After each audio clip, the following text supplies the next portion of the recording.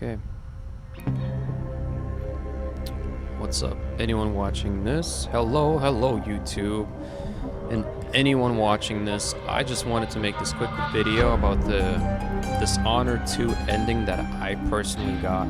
Just because I've looked this up online and I've yet to see not only like this specific combination of endings, but like the ending for Corvo. Anyway, this is my first and only playthrough I have on this game. And this is the ending that I got. And I think it's quite unique.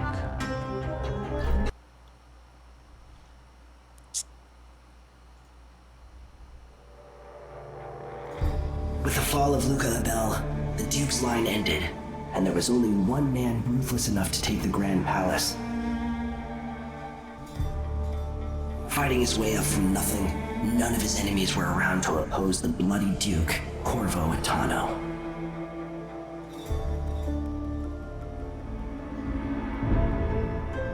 In Dunwall, without ever realizing it, Delilah was trapped in an imagined world where her father's lies were undone and her subjects would bow to her forever, as she sailed into war with a great armada and trekked across the Pandician wastes. While in the true capital, Emily the Vengeful rooted out the last of those who had betrayed her and ruled over her empire with Corvo Attano's support from the south. In his day, Anton Sokolov lit the fires of industry, starting a great consuming blaze at the heart of the empire. He saw his machines used for war and oppression, watching the powerful crush those beneath them. Leaving Dunwall for the last time, he turned to the cold north, his energy spent at last, only an echo of the man he'd aspired to be. There are things that never change, no matter how hard you try. Questions you must answer. As Megan Foster faded from the world, Billy Lurk stepped from her shadow, setting out to discover her truest self, and seeking the closest thing she'd ever known to family.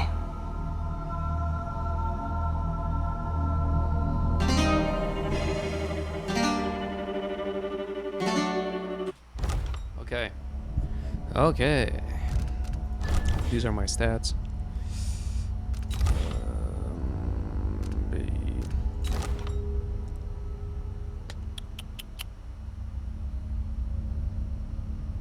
Playthrough. Yeah. Global kill ratio 25%. Global non-lethal ratio 25%. So throughout this playthrough, I would try to spare people. I literally tried in my head to be like, I'm gonna do it kind of like half and half. If I don't have to kill someone, I won't. But then if I want to, I will. You know, if I want to get that frustration out of me.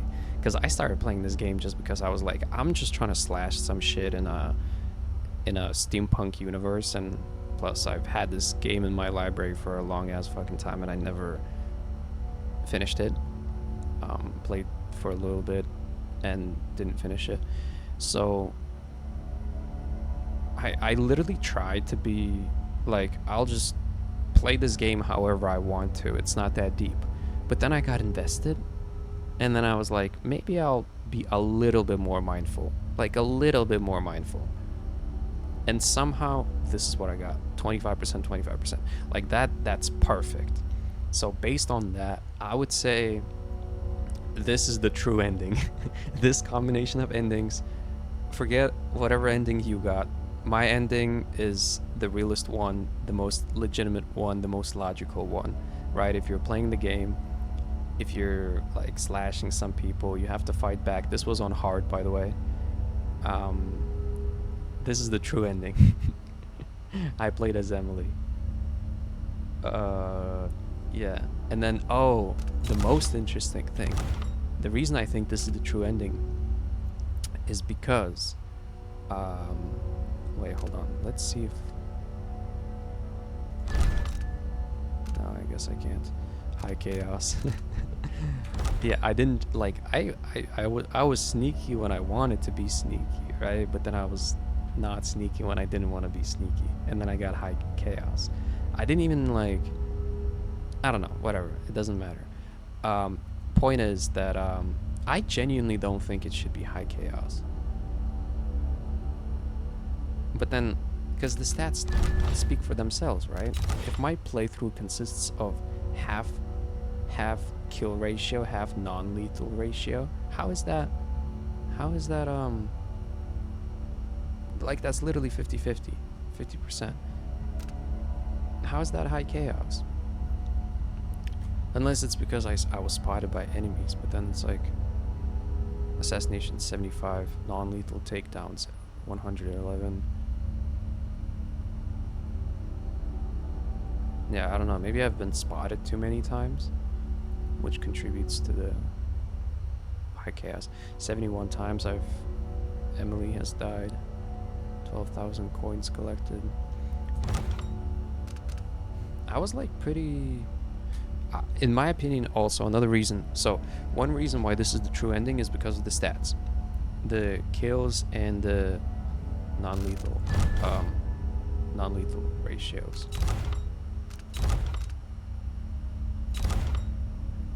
Another reason is because I actually did most, if not all, the side stuff. So I actually spared all the, oh, maybe because I killed the very first one right before I escaped the tower. The dude who kills one of my guards, he kills the ginger guard, if I remember correctly. I killed him. I think that's the only one though. I spared everyone else. For example, Paolo I sent to the mines, the overseer I sent to the mines. Who else was there? Duca Bell I actually spared. I didn't kill him, and because I talked to the fake one, and the fake one said he was gonna, you know, I wanted him to be in power. Somehow Corvo ended up in power. That's what kind of like tripped me out, because like I actually did that mission correctly. What else? Then, oh yeah,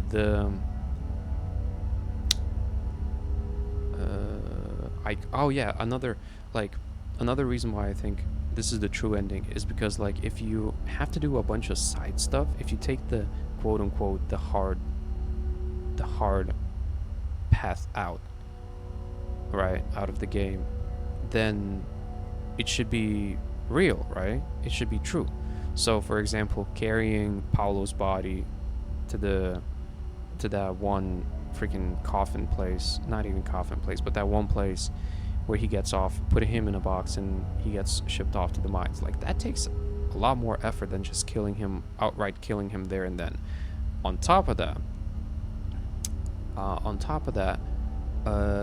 same with the Duke, right? That takes a lot more effort than just killing him. Same with Delilah. This is another point that I had, was I actually found the room where Delilah was crafting her magic in the tower, right, in Dunwall, and I crafted a mask, like whatever, and I put that mask on the throne, and then put Delilah on her throne. So again, I took the extra step to actually craft the mask, put it on the throne, right? I incapacitated Delilah, like I didn't kill her, put her on the throne, as opposed to just like walking in. And the very first time, the mission says like use the heart on Delilah, right? So by the way, when there's like a mission, on that specific mission, I had everything checked off. Before I restored the power to the elevator, I went and crafted the mask, because I checked out her little private space, and then I checked everything off, and then like restored the power and went to the tower. And the very first time I fought her, I didn't realize I had to use the heart on her. So it turns out you can just fight her. You don't even have to use the heart. You can just like outright just fight and kill her. I don't know what happens, not sure, literally have no idea, but I can load my game up and have that fight with her and see what happens. But yeah, um, autosave.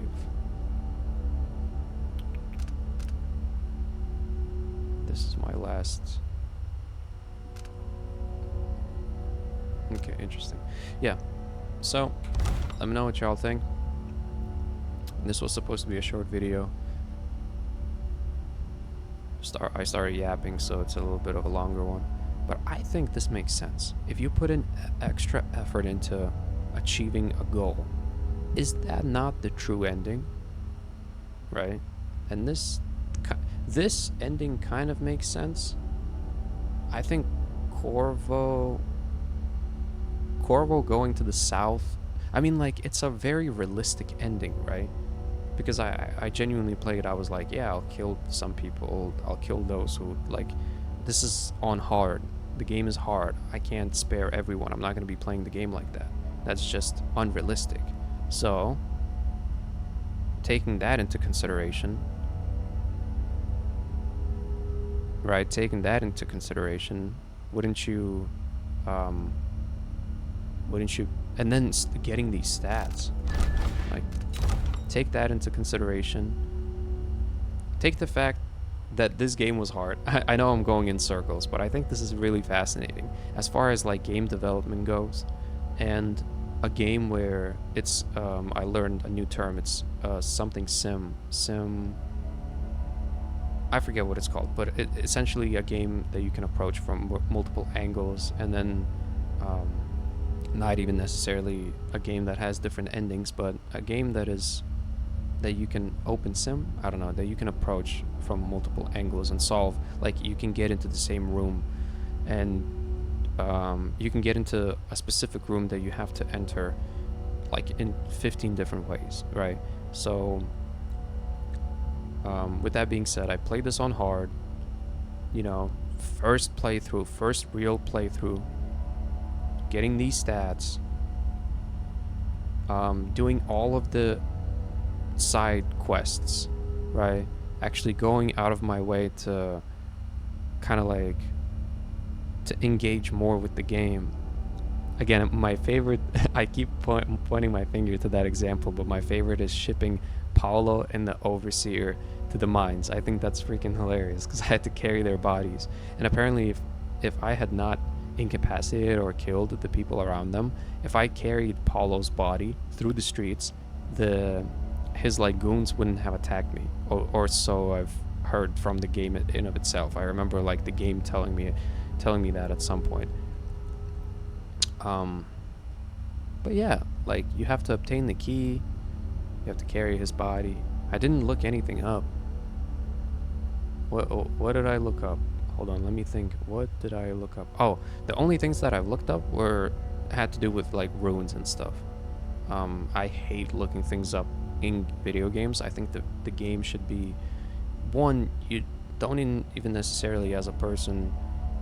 I think if you're the kind of, like, I used to be the kind of person who would be like, I need to do everything, know everything, 100% this game. If the game tells me that I'm playing it the wrong way, like, oh, like I remember when I played Dishonored 1, I legitimately didn't. I like really liked the idea of the game, but I wasn't playing it the way that I wanted to play it. This game I played a lot more like the way that I wanted to play, and even then I didn't necessarily play it the way I wanted it to play because there's quite a bit that like I didn't know about the game. For example, how much like how the powers worked, and how many of the powers was I going to be able to unlock before the ending of the game. And turns out, like, you actually have to, the way that I played it, which I think, like, for me personally, it was very enjoyable. I didn't even get to unlock Mesmerize. I think that ability is called. I think 3 of the passive abilities I didn't get to unlock, and I didn't even get to unlock one of the like key skills, which is Mesmerize. And I think that's really interesting. That's like pretty interesting, kind of, also kind of realistic in a way. But and by the way, like, only I think in the first 2 or the first mission after you escape the tower did I not go about collecting all the runes and what are they called? Man, my memory of this game, I like ran through it in 4 days, 3 days maybe, so I don't know how my memory is escaping me, but not runes, but the ones you can craft. I even unlocked that skill to be able to craft them. Really cool skill. I think that a really cool skill that should be unlocked earlier on. Now, if I were to replay the game, I would definitely play. My playstyle wouldn't necessarily change too much, the way I approach the game, but the abilities, and in my mind, these two things, like what I'm talking about, aren't necessarily related. Like, they are related. It influences your playstyle, but when I say playstyle, it's like my mentality when I approach the game. It's like I just want to be able to play this as if like I'm like genuinely trying to enjoy the most of it. So the only thing that I would change is which abilities I'm leveling up first. One of the first ones, I would do the crafting, being able to craft, maybe also falling from high up, also jumping, like have that double jump available, because I literally leveled it up. One of the last abilities I leveled up, I was kind of like sad that I didn't know about it a little bit earlier on.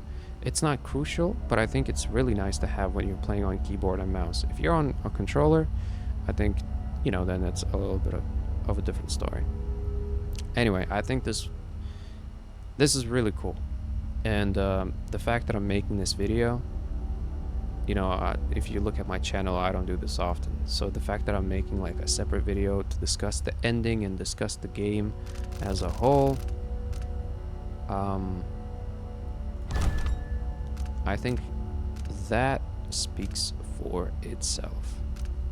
Now, if I were to, so this is, yeah, these are barely like apart. So I guess I can, I can just make it into, yeah, sure. Yeah, sure. I've already made the video, so. I also kind of want to have a save where it's right before the fight with Delilah. So this is what I'm talking about. Like, find a way to restore the power. Before I restore the power, I craft a rune. So... By crafting more corrupt runes, I could disrupt Delilah's painting. Hey.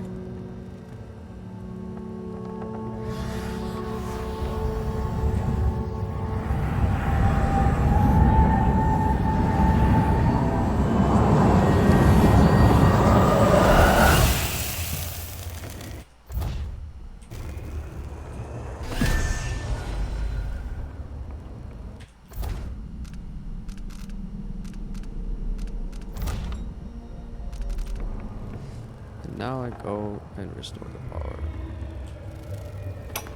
Maybe listen to that. It worked. It worked. I painted the chapel, but added a tree to the painting. After arranging the runes across the chair, both pure and corrupted, Wait. Hagfish with a small fork. Okay, this is where I'm at. We will put a family brought a miserable oaf like you into this world. Sorry, madam. I should be able to do the same to all the others. Again, like, while I was playing the game, I was trying to think about how I want to control Emily as far as my, like, key bindings go. Like, I genuinely wanted to take my time and enjoy this game to the best of my ability. So these are the... See, I don't even have Mesmerize. I have Doppelganger. Domino is only leveled up a little bit. I have this. I think this is one of the coolest abilities. So, I mean, it's like a key ability for Emily. So I think that's like necessary to have upgraded. This one, apparently, I still don't have the landing. Whatever. I think I leveled it up right before the final encounter. Yeah, reflex is just a little bit, just to be able to block the projectiles. This bone charm crafting, there we go. And I leveled this up to this point in time, because I think this is really nice to have before you level this up. You can technically do this, but I think this is nice to have because you can reuse your bone charm skills. And if you have this, then you have 4 attempts at creating a bone charm. It just gives you a little bit more flexibility. This is bloodthirst. Honestly, this is not even necessary, that bloodthirst, unless you really like the mechanic. I don't necessarily even like the adrenaline mechanic. I think it's cool. This would be enough. This is like not even necessarily necessary. I think if anything, instead of this, this would be cooler to have, but it's fine.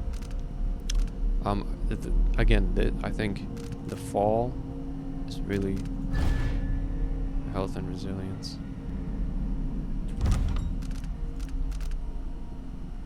Health and resilience. Yeah, so there's 2.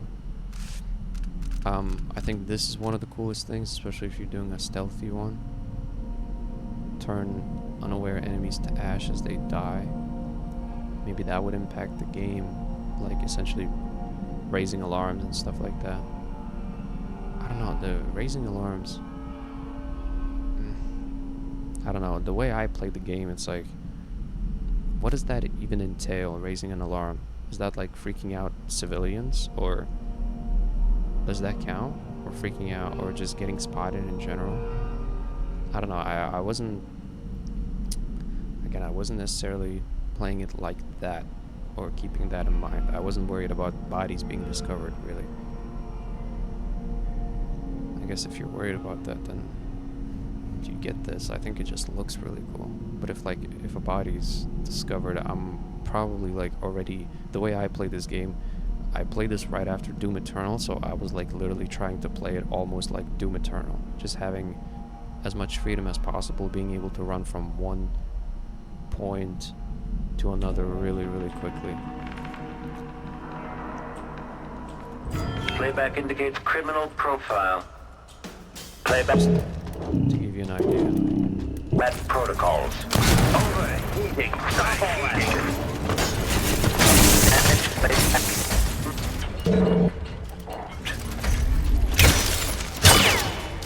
Oh, he blocks them? Radical surge that dropped in oil pressure.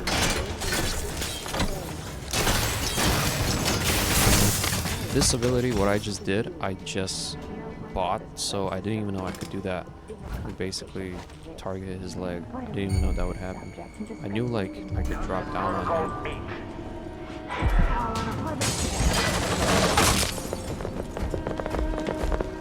The machine has lost its quarry.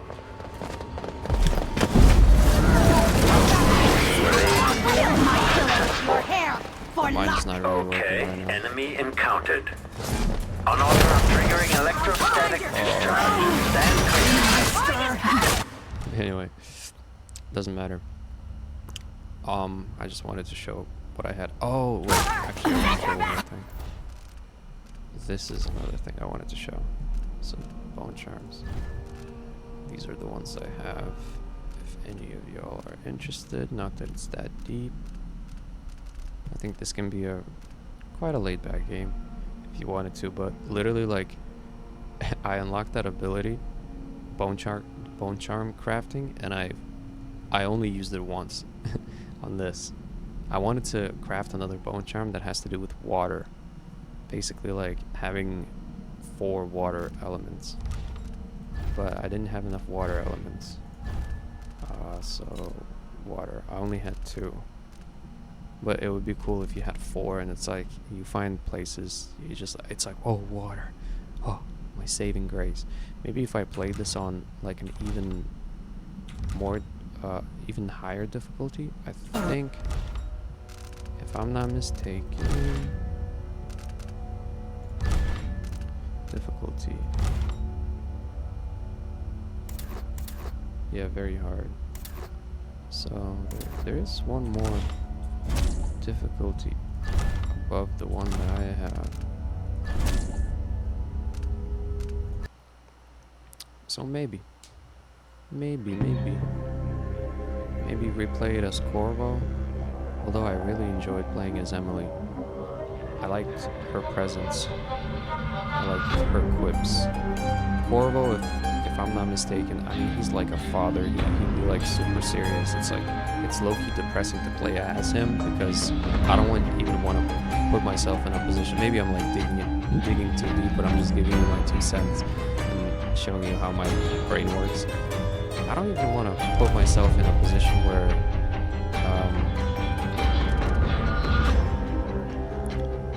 where I'm like playing as a dude who's like constantly stressing about the fact that his daughter is frozen in stone. Spoilers for the first, how long? For the first like 5 minutes of the game.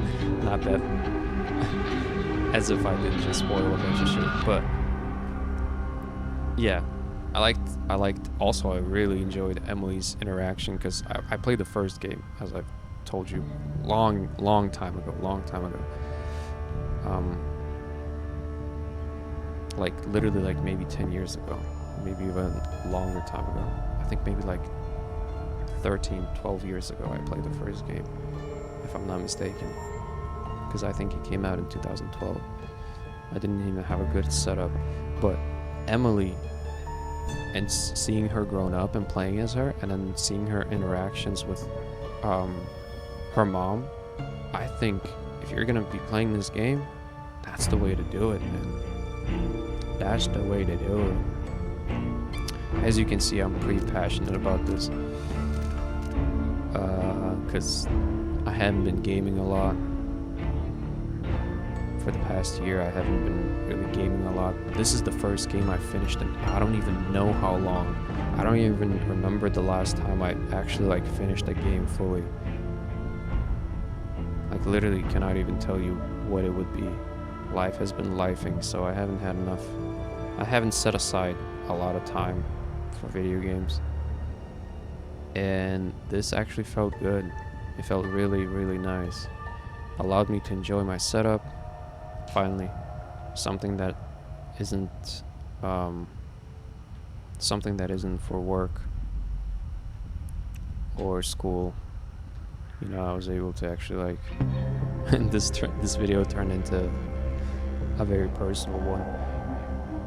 I intended this to be like a 5-minute video talking about like the ending that I got for